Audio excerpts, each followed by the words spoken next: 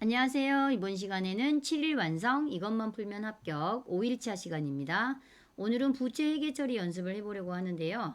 어제 이어서 유동부채하고 비유동부채까지 마무리해 보겠습니다. 자, 그러면 가장 먼저 우리가 외상거래부터 회계 처리 연습을 해야 되는데요.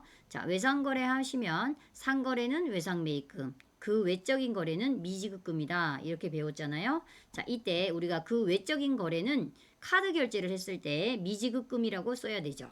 이때 미지급금이라고 쓰고 거래처를 달 때 우리가 반드시 카드로 결제를 했으니까 회사의 거래처는 어디가 돼야 된다? 카드사가 돼야 된다라는 게 이 문제의 포인트예요. 자, 그러면 이제 1월 5일부터 여기에 관련된 문제를 한번 풀어보겠습니다. 다음은 영업팀에서 거래처와의 식사 비용을 법인카드로 결제하고 수령한 신용카드 매출 전표이다 라고 했어요. 자, 그러면 거래처랑 밥 먹었구나. 그러면 기업 업무 추진비가 되겠고요. 미지급금 이렇게 되겠죠. 그리고 카드사 내용 보니까 신한카드고요. 그 다음에 이렇게 내려가 보니까 33만원 결제했고요. 그 다음에 1등 참치 가서 먹었지만 이쪽이 거래처가 아니죠. 우린 지금 카드 결제를 했기 때문에 카드사가 우리 회사의 거래처다. 자, 그러면 한번 회계 처리를 하시면 차변에 813번 기업 업무 추진비가 33만원, 대변에 카드 결제했으니까 미지급금, 그리고 신한카드 이렇게 쓰시면 마무리가 되겠습니다. 자, 그 다음에 이제 2번 문제 풀어볼게요. 1월 10일 거, 1월 10일 문제.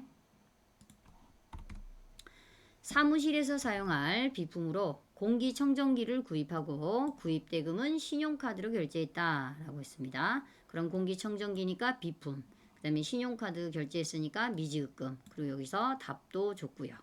자, 그 다음에 전표 보니까 윤서전자에 가서 샀어요. 그렇지만 거래처는 여기는 아니고, 그 다음에 우리가 금액은 얼마에 샀냐면 300만원에 샀네요. 300만원. 그리고 우리 거래처가 카드사 여기 있네요. CT카드. 이렇게 회계 처리하시면 되겠죠.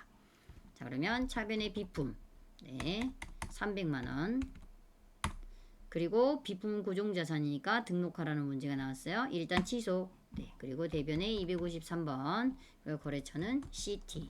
이렇게 하시면 되겠습니다. 자, 그 다음 이제 세 번째 문제로 넘어가 볼게요. 1월 15일.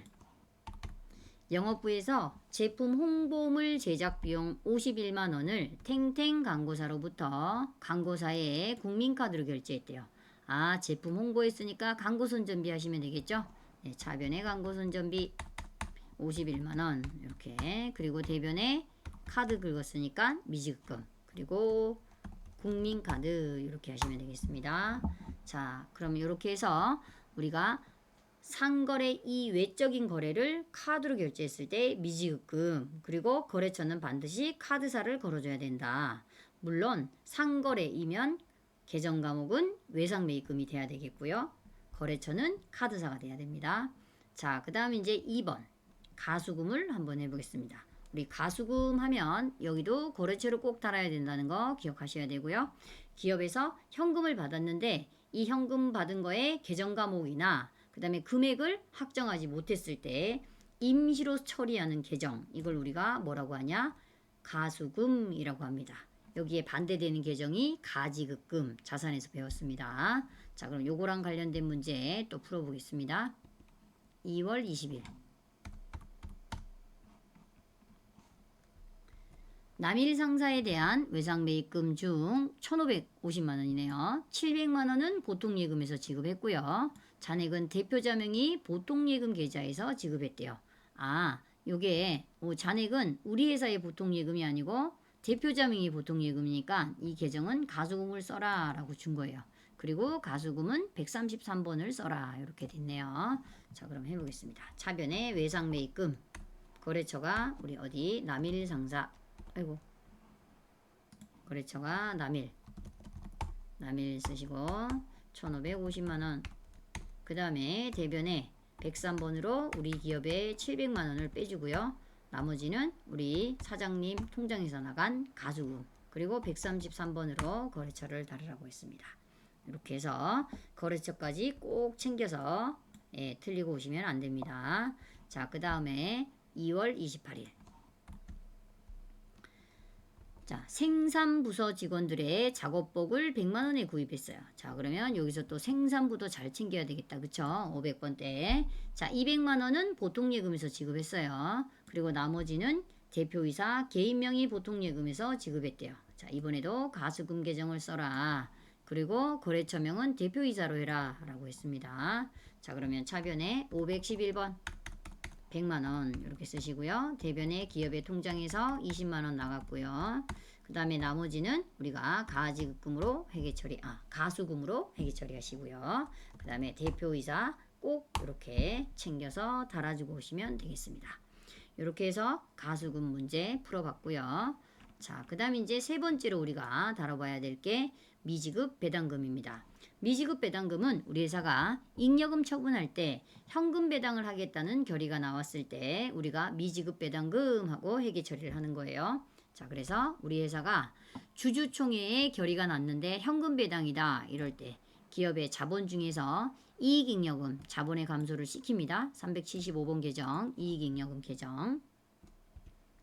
이익잉여금 개정에 자본의 감소를 시키고요. 그 다음에 우리 회사에 이렇게 미지급 배당금이라는 현재 결의를 할 때 현금을 주는 게 아니니까 일단 부채로 잡아서 부채의 증가를 시킵니다. 이렇게 부채의 증가. 그리고 현금 배당을 하면 기업에서는 반드시 이 10% 현금 배당의 10%만큼을 기업의 이익준비금에 반드시 적립하셔야 돼요. 자본금의 2분의 1이 달할 때까지 현금 배당의 10% 이상을 이익준비금에 적립한다. 네, 그러면 이 두 개의 계정이 항상 이렇게 같이 다니겠죠.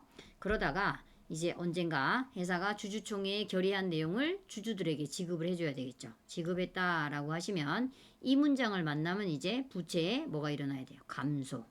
예, 이제 현금 줘야 되니까 장부에서 지워야 됩니다. 장부, 부채의 증가, 부채의 감소. 그리고 현금을 내주는 분계를 하시면 된다. 네. 그리고 또 하나. 우리가 잠깐만요. 여기 좀 내리고.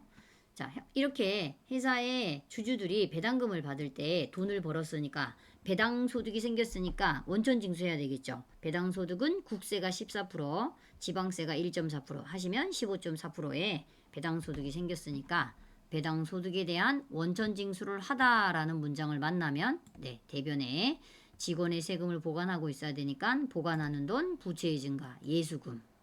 반대의 계정이면 원천징수를 당하다 하면 선납세금. 그건 이미 우리가 자산에서 배웠고요. 자, 그러면 여기에 관련된 문제를 풀어보겠습니다.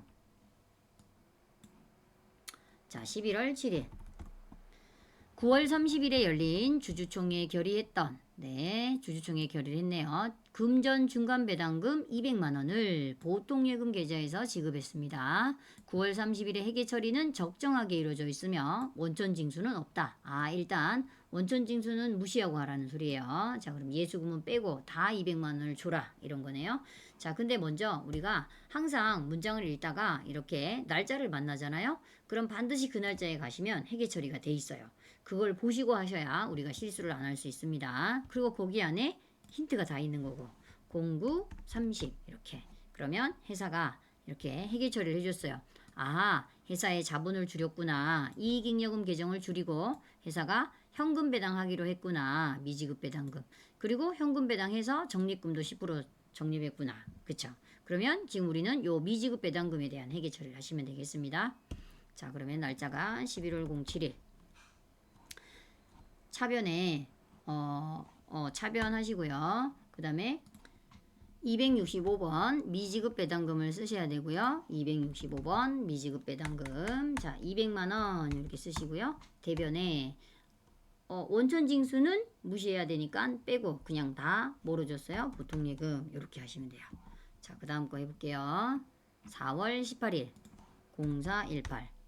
자, 주주총회에서 3월 26일 현금 배당을 결의한 후에 미지급 배당금으로 100만 원을 있는 결 우리가 소득세 원천징수 15만 4천 원을 공제한 후에 보통예금 계좌에서 지급하였다라고 했으니까 4월 18일에 차변에 먼저 또 부채를 감소시켜야 됩니다. 265번. 자, 미지급 배당금 100만 원 하시고요. 대변에 원천징수 이번에는 했습니다. 원천징수 15만 4천 원. 그리고 나머지는 보통 예금에서 나갔습니다. 이렇게 하시면 되겠고요. 자, 요것도 제가 지금은 안 했지만 03월 26일 날 이렇게 항상 조회를 해서 미지급 배당금으로 회계 처리가 되어 있구나. 요걸 우리가 부채를 감소시키는구나. 이렇게. 그죠? 자, 그 다음에 8월 23일. 자, 이번에도 장부를 조회하면 있을 거예요. 근데 저는 그냥 무시하고 하겠습니다. 여러분은 꼭 장부를 조회하고 오셔야 돼요. 자, 임시주주총회에서 6월 29일 결의하고 결의를 했어요. 미지급한 중간배당금 1,000만원에 대해서 원천징수 15.4% 154만원 하고 보통예금에서 줬네요. 그러면 차변에 265번 미지급배당금 1,000만원 원천징수 했어요. 254번 154만원 이렇게 154만원 그리고 나머지는 보통예금 이렇게 하시면 되겠습니다. 자, 그럼 이렇게 해서 우리가 주주총회 결의해서 현금 배당을 지급하는 것까지 실시하는 것까지 해봤고요. 자, 이제 네 번째 하는 것부터는 이제 비유동 부채. 비유동 부채에서 첫 번째 하는 게 이제 우리가 사채예요. 사채.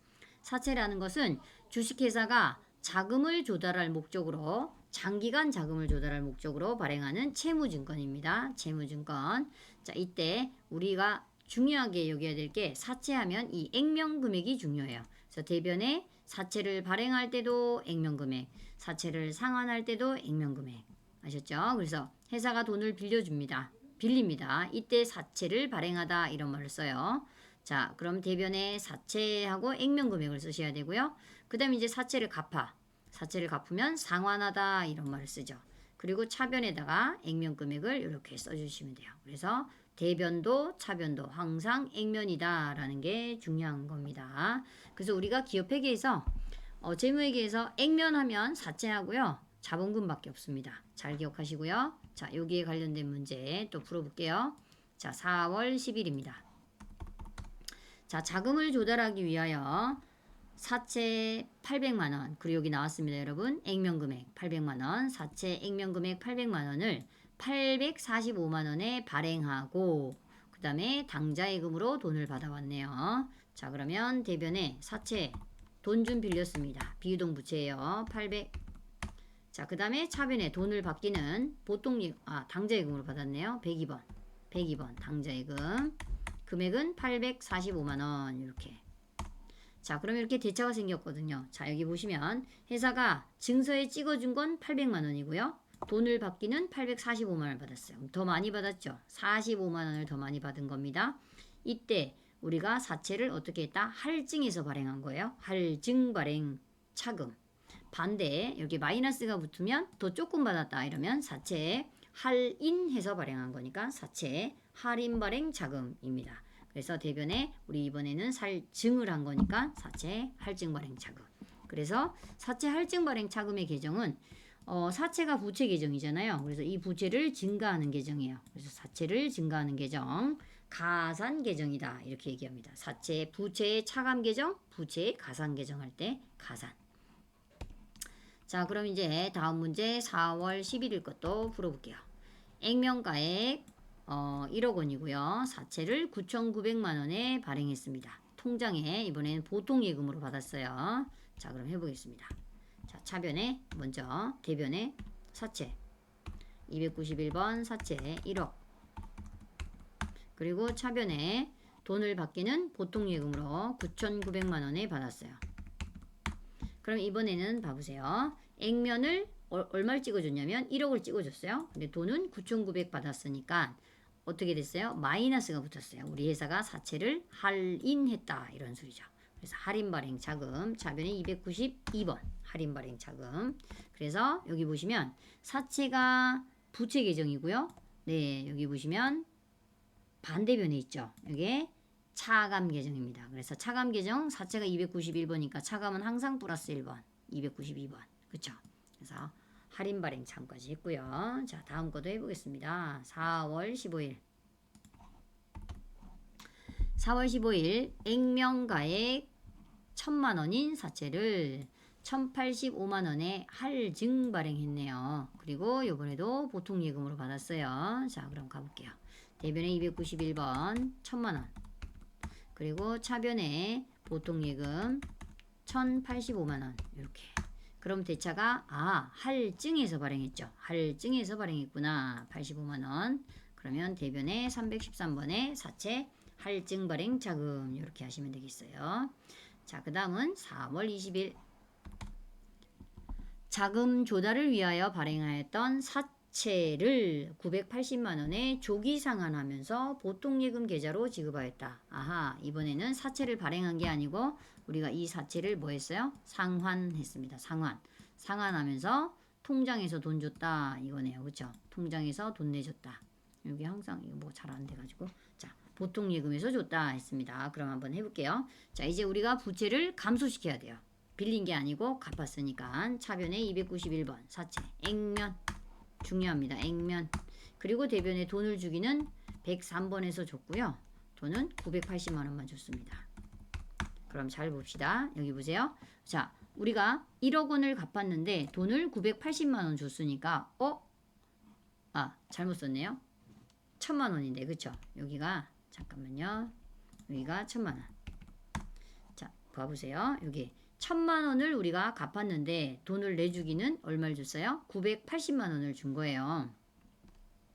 그러면 회사 입장에서는 20만 원을 이익이 난 거죠. 1000만 원은 갚아야 되는데 980만 원 줬으니까. 그쵸? 그래서 사채를 상환하면서 이익이 난 거죠. 반대 상환이면 사채를 상환하면서 손실이 나는 거고. 되셨죠? 자, 그래서 이번에는 200만 원이 이익이 난 거예요. 대변에 사채를 상환하면서 이익이 났다. 이렇게 대변에 쓰시면 됩니다. 마이너스면 사채, 상환, 손실. 그래서 시험 문제는 발행하는 문제가 훨씬 더 많습니다. 근데 이것도 나온 적이 있으니까 제가 하나 뽑아 놓은 거고요. 자, 이제 5번째 문제는 장기차입금입니다. 장기차입금은 또 당연히 거래처가 중요하고요. 네. 자, 우리가 장기차입금은 앞에 외국에서 돈을 빌려면 외화 붙어야 되죠. 상환기간이 1년 이상일 때고요. 당연히 차입을 하다 이런 문장을 만나면 대변에 장기차입금, 외국이면 외화 장기차입금 이렇게 거래처 꼭 챙기시고 그 다음에 상환하다 이런 문장을 만나면 차변에서 부채 감소 이렇게 하는 거다. 맞죠? 그리고 그 다음에 외환 차익 문제가 있어요. 우리가 이렇게 장기 차입금인데 외화일 때 제가 외환 차익 또는 외환 차손 여기 손도 한번 붙여볼게요. 외환 차익, 외환 차손 손도 있으니까 네 외환 차손.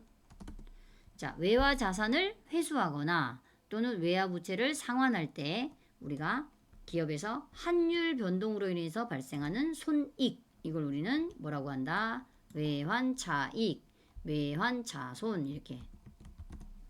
자, 그래서 우리 회사가 이렇게 지금이 부채잖아요. 부채. 여기가 지금 장기 차입금이니까 부채일 때는 환율이 올라가면 더 많은 돈을 줘야 되니까 기업 입장에서는 손실이 나요. 근데 부채일 때 환율이 내려가면 빌린 돈보다 또 조금 줘도 되니까 기업에 뭐가 생겨요? 차익이 생깁니다. 이렇게. 그래서 외환 차손, 외환 차익 이렇게 기억하시면 되겠어요. 자, 여기 원래 다음 시간에 배우는 수익 비용이랑 관련된 건데 미리 한번 여기 외화 장기 차입금이랑 관련이 있어서 같이 뽑았습니다. 자, 그러면 문제를 한번 풀어볼게요. 5월 1일로 날짜를 바꾸고 0501 미국 은행으로부터 24년 10월 31일에 차입한 외화 장기 차입금 중 3만 달러를 상환하기 위하여 보통예금 계좌에서 3,900만 원을 이체하여 지급했다. 자, 우리 회사는 지금 돈을 빌린 게 아니고 상환했습니다. 상환. 자, 근데 얼마를 상환했냐? 외화 장기 차입금이 3만 달러예요. 자, 그리고 무튼 이걸 갚으면서 돈은 얼마 내줬대요? 네, 3,900만 원을 내줬다 그랬습니다. 그럼 우리가 먼저 할 수 있는 건 돈을 내주는 걸 먼저 하면 되겠네요. 그쵸? 그래서 대변에 103번 3,900을 써줍니다. 3,900. 그럼 이제 장부에서 지워야 되는데 장부에서 지워줘야 될 외화 장기 차입금이 얼마냐 라는 거예요. 3만 달러인 건 여기서 줬고요. 자, 그러면 이제 이거 아니면 이건데 이때 우리가 차입을 24년 10월 31일에 했고 그 다음에 장부에서 12월 31일 날 평가를 했습니다. 그럼 이제 우리 장부에는 이거는 없어진 거예요. 이거는 없고 장부에 남아있는 건 이거니까 이걸 지워야 돼. 그쵸? 그래서 여기 보시면 우리가 3만 달러 곱하기 얼마? 1250원. 이걸 우리가 3,750만 원을 장부에서 지워야 됩니다. 이해가 되시죠? 네. 그래서 요것은 우리 문제에 전혀 필요 없는 거예요. 미끼. 그죠? 그래서 차변에 외화장기 차입금 305번 외화장기 차입금 거래처가 아까 미국은행 거래처 안 달면 틀립니다. 미국은행 네 그리고 아까 계산한 게 3,750만원 이렇게 그러면 봐보세요. 빌린 돈이 3,750만원을 빌렸는데 돈을 갚아야 될 때는 얼마를 갚아야 돼? 3,900을 갚아야 되죠. 그러니까 150만원만큼이 손실 났어요. 마이너스. 그래서 환율로 생긴 손실에서 외환차손 이렇게 나옵니다. 외환차손 952번 외환차손. 그 다음에 기말에 나오면 우리가 외화 환산 손실 이런 게 있어요. 이거는 다음 시간에 하고 자 여기까지 했고요. 그럼 하나 더 하겠습니다. 5월 10일 미국 LA은행으로부터 차입한 외화장기 차입금 2만 달러와 이자 800달러에 대해서 자 잠깐만요. 요렇게네요. 여기에 대해서 보통 예금으로 달러를 구입하여 원금과 이자를 줬대요. 네, 그러면 2만 800달러를 줘야 되네요. 이때 환율이 1,400원이네요. 그럼 요거부터 계산을 한번 해볼까요? 자, 그러면 2만 800달러 곱하기 얼마? 1,400원. 그러면 2,912만원을 줘야 돼 우리가. 그쵸? 이걸 줬다고 했으니까 뭐로 줬다고 했냐? 보통 예금에서 줬대요. 2,912만원을. 자 그러면 대변에 103번 2,912만원 이렇게. 그런데 통장에 장부상에 우리가 외화장기 차입금이 얼마라고 그랬어요? 네 2,600만원이다. 그럼 이걸 지워야지. 돈을 줬으니까. 그쵸? 아이고 잘못 눌러져가지고요. 잠깐만. 잘 보시면 이제 요걸 줬으니까 요걸 장부에서 지워야 되겠죠? 네. 부채 감소 외화장기 차입금 305번을 2,600만원 지우겠습니다. 305번 2,600 자 이렇게 자 그리고 나면 이제 우리가 정리해야 될 게 그럼 여기서 또 하나 이자 있잖아요. 이렇게 이자 800달러 곱하기 1,400원 요거를 우리가 발생시켜야 되겠죠. 이자 줬으니까 그럼 계산을 한번 더 해보겠습니다. 자 1,400원 곱하기 800달러 1,400원 곱하기 1,400원 곱하기 800달러 1,400원 곱하기 800달러 이렇게 그러면 112만원이네요. 112만원 그쵸? 네 그러면 차변에다가 951번 112만원 이거 112만원 이렇게 112만원 자 그러면 요때 생기는 이 마이너스 이 대차 이게 손실이죠. 환율로 생긴 손실. 네, 그래서 차변에 뭐라고 쓰셔야 되냐? 예, 952번 외환차손 이렇게 하시면 됩니다. 그래서 이 문제에서는 자 원금을 갚으면서 이자까지 챙겨서 이자 비용을 발생시키고 마지막에 남는 차익이 외환차손, 외환차익이다. 여기까지 아셨죠? 자 그러면 우리가 오늘 배운 걸 한번 정리를 하고 마치겠습니다. 자 일단 먼저 우리가 미지급금 하면 카드 결제할 때 우리가 거래처를 카드사를 달아줘야 되는 게 중요하고요. 자 그 다음에 가수금 하면 이것도 거래처 다는 거 잊으시면 안 되겠고요. 그 다음에 미지급 배당금은 우리 회사에 잉여금 처분할 때 현금 배당할 때 결의할 때 하는 미지급 배당금이고요. 실시할 때는 차변에서 부채를 감소시키면 되고 현금 배당을 결의하면 대변에서 부채를 증가시키면 된다. 그 다음에 사채는 우리 회사의 장기간의 자금을 조달할 목적으로 발행하는 채무증권이다. 그 여기서 중요한 건 반드시 액면금액을 써라.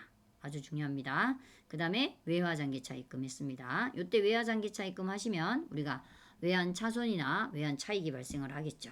그래서 여기까지 했습니다. 자 오늘 고생하셨습니다.